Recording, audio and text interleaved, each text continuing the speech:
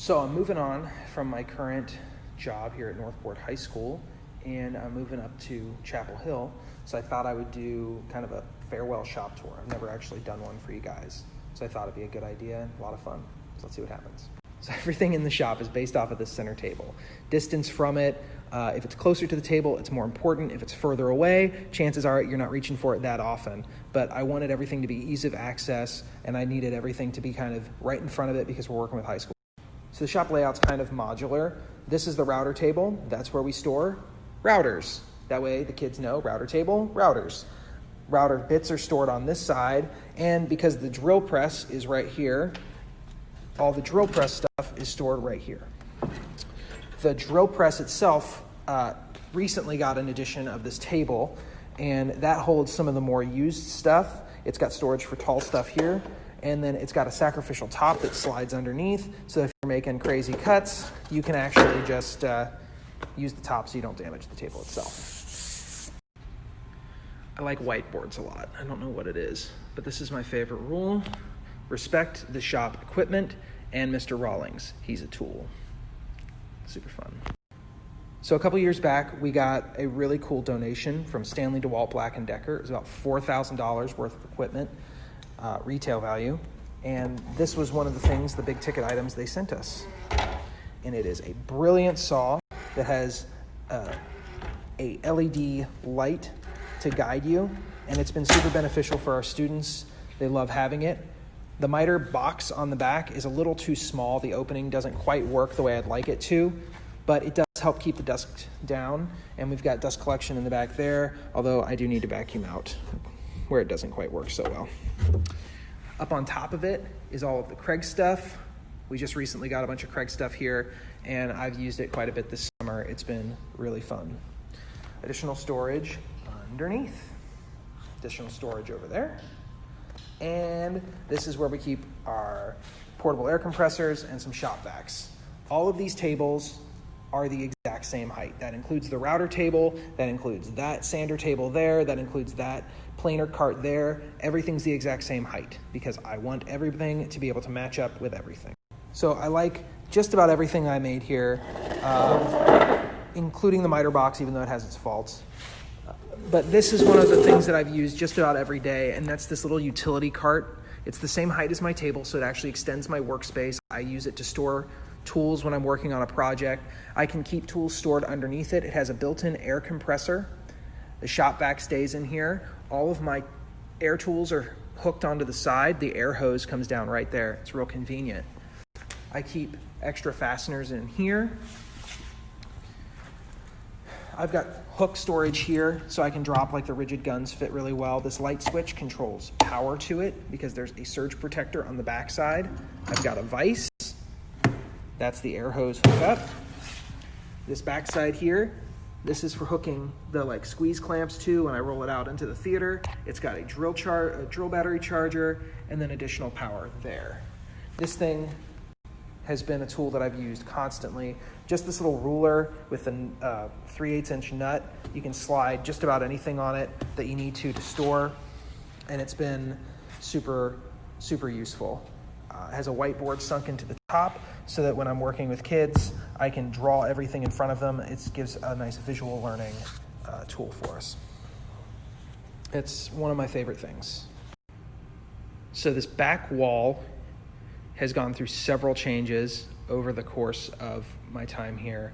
This is the final one, and last summer I fell in love with French cleats. They're pieces of plywood that have a nice bevel cut on the back of them, and everything kind of just hooks in as you match it up. So everything hangs on here. Everything is able to be moved if it needs to. You can screw things to it. It's been really fun to kind of have everything right out in front of the kids. I've moved more tools out of the tool room that we use on a daily basis so that the kids can actually see it when they walk into the shop. It's right in front of their face a lot of the times. So if I say I need a tape measure, they see it and they can grab a tape measure.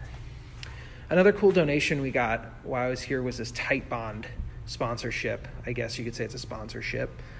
They sent us a bunch of glue, so much glue in fact, that I have glue up here I have glue in here, and I have glue in here, and I have glue in here. So Tight Bond has been a big supporter of our theater department while I've been here, and I really appreciate their help. This is the second miter box, probably the small miter box is the best way to say it. I built this one first, and I fixed some of the issues that I had with this one when I built the second one, but the small one here definitely has some major issues, and with how you can't do a full bevel and stuff like that, it's not quite big enough. But it was meant as a way for us to be able to finally take a miter saw and get it closer to our work inside the theater. We build a lot in this shop, but there's not a ton of space for what we're building. So sometimes we have to work inside the theater and in the space. And I wanted to be able to take the miter saw in there, and I wanted to be able to catch most of the dust so that we didn't, dusty up the theater with stuff. It's got storage where you can put tools and stuff along in these cubbies. It's got scrap under there. I keep my shims down there. But it was kind of a failed experiment, but also it worked. I mean, we are a high school scene shop with 2 miter saws at work. And fun fact, this miter saw was the one that I learned to cut on when I went to school here. So it just goes to show you what a great quality product DeWalt makes. So when I started, a lot of our hardware storage was in my office on shelves, and they were stored in little plastic bins like this. I wanted something that I could actually take into the theater if I was working far away from what I was, from the office. So part of the order that I got from DeWalt were these boxes that have drawers that I can store all of our carriage bolts in, or all of our hex heads can go in. So if I need something and I have to do a lot of it, and a lot of it is repetitive work in theater when you're doing this stuff, I can just bring it with me, set it up, and have everything I need right there. We've also been fortunate enough to be able to make some toolkits out of it, and I labeled them. So like all of our eye hooks are here. This is if you need to do tap cons. This up here is just regular screws. If you need to do electrical work, it's there. Down there, I think those 2 guys might actually be empty. So there's some room for expansion. But like the big one, rigging. So if we need to do rigging, we just take this guy out on stage, and we got 3 bins ready to go with rigging stuff. That includes the tools that you need to actually do rigging. So it's got some nut drivers and stuff like that, just to keep everything together and easy. And then if we ever have to take a road show out, you just grab the mobile shop box. It's got a drill in it. It's got everything that you need all ready to go, so that you don't have to worry about anything else. And then we have enough tools now that we can actually keep a little mobile shop kit together. So that's really fun and kind of cool.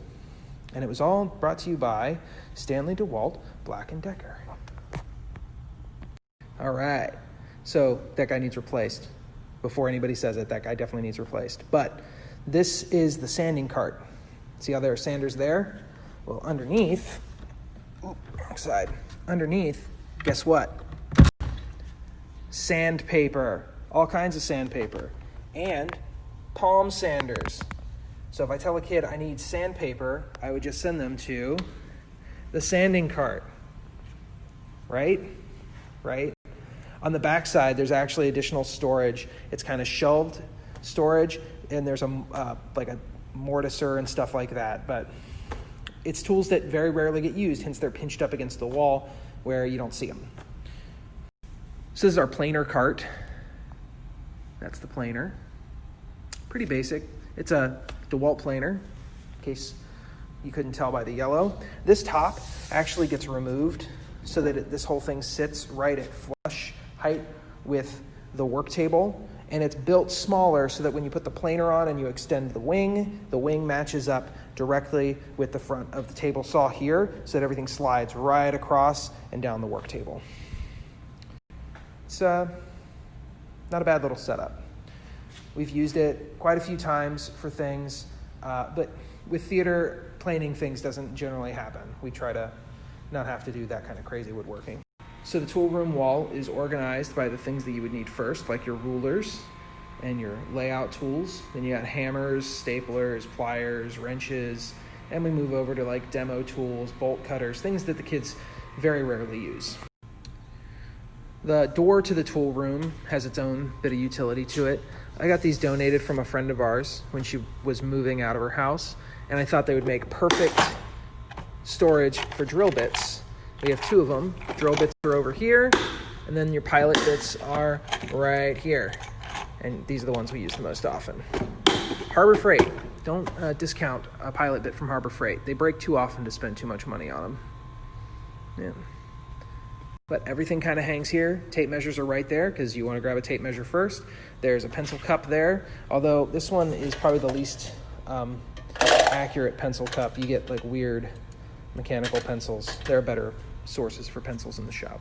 I've given a lot of lip service to DeWalt and Tight Bond because they made some awesome donations to our theater department in our shop during my time here. But let me see if I can. That's cool. But I also want to give a shout out to Rigid because these are some drills that they sent our way last year upon request. There's 4, 5, 6 of them, and those are going to replace drills that we kind of have that are on their way out over on the wall that are hanging there. We use the drills quite a bit, so to have a backup set of drills was super nice of them to do. I really appreciate all of that. The guy I talked to up there was super nice too. Indians fan. Nice guy. So I appreciate you guys sticking around for all that. This has been a super fun shop to work in. I kind of rebuilt it over the last couple of years with little projects here and there. It wasn't in bad shape when I got here. The guy before me did a great job with it.